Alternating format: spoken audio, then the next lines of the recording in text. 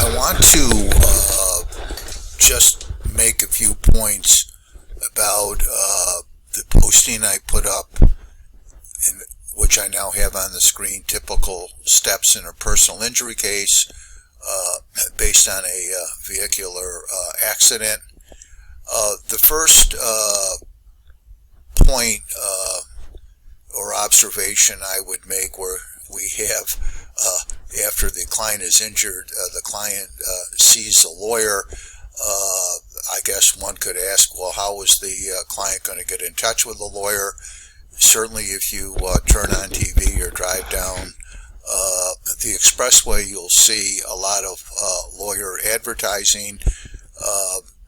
In addition, of course, people find their way to lawyers by other means, perhaps a family member, perhaps the client has had representation by the attorney.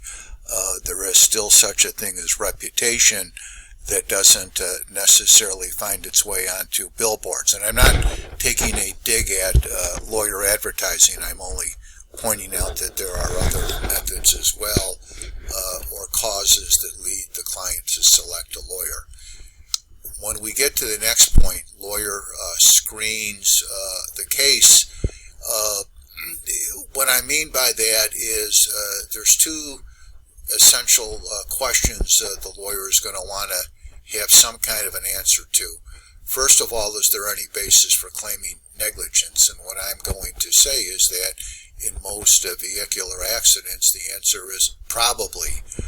And don't forget, when we talked about defenses and negligence, there's such a thing as comparative negligence. So maybe the injured client was negligent, but there's still a basis for claiming that someone else, the other driver, for example, was negligent.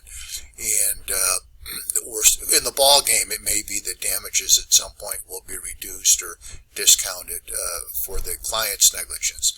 But there's usually a way to figure out or an argument to make and some proof to put it together.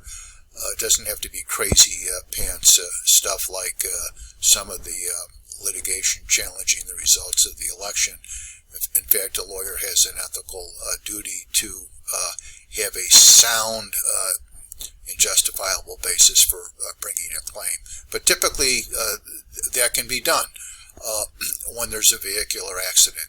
Secondly, and this is a very important question, is there a basis for claiming serious physical injury? In my earlier posting on the New York no-fault insurance law under the general heading liability insurance, we know that we have to put the client, or the lawyer has to put the client in some category of serious physical injury. And that's sometimes just impossible. A client comes in and maybe the client had a small or a slight injury. It's simply not going to qualify for no fault. Obviously, the lawyer is going to pay very close attention to what the client is claiming is an injury.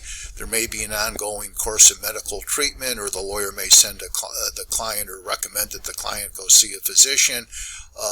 And so serious physical injury may not be clearly apparent when the lawyer first visits the client, but possibly may emerge in the future, and the lawyer is going to wait for that possibly to happen. The next point is that at that initial meeting, if there's going to be representation, the lawyer and the client will sign a retainer agreement. By the way, that's going to, among other things, create a contract where the lawyer will receive approximately 1/3 of any recovery. And if the client doesn't achieve any recovery, then there will be no fee. And that's typical in all personal injury cases. So if you hear a lawyer talk about a no-fee guarantee, they're really talking about the way it's called a contingent fee arrangement, that the way personal injury cases have been handled in New York for well over 100 years. And there is a fee if there's a recovery. And also, the lawyer's going to have the client sign authorizations because we're going to need them going forward for release of medical and employment records. Then the lawyer is going to communicate with the individual or individuals who the client may be in a position to assert claims against. When you say individuals, well, possibly the client was a passenger in a car, and the client may have a claim against the driver of that car and the driver of another car involved in the accident.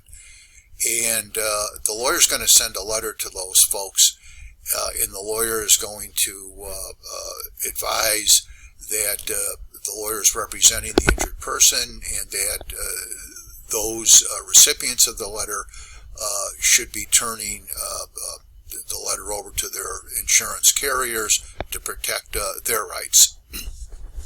We then get to the point where claims representatives from the insurance companies are going to appear, and the lawyer is going to communicate with them, and possibly there's going to be the opportunity to settle the claim without even bringing the lawsuit, and quite frankly, without even having a lawyer appear for the parties against whom claims have been made. That used to happen, in my experience, a lot more 20 plus years ago than it is today, but it's possible that at this juncture the claim might be settled,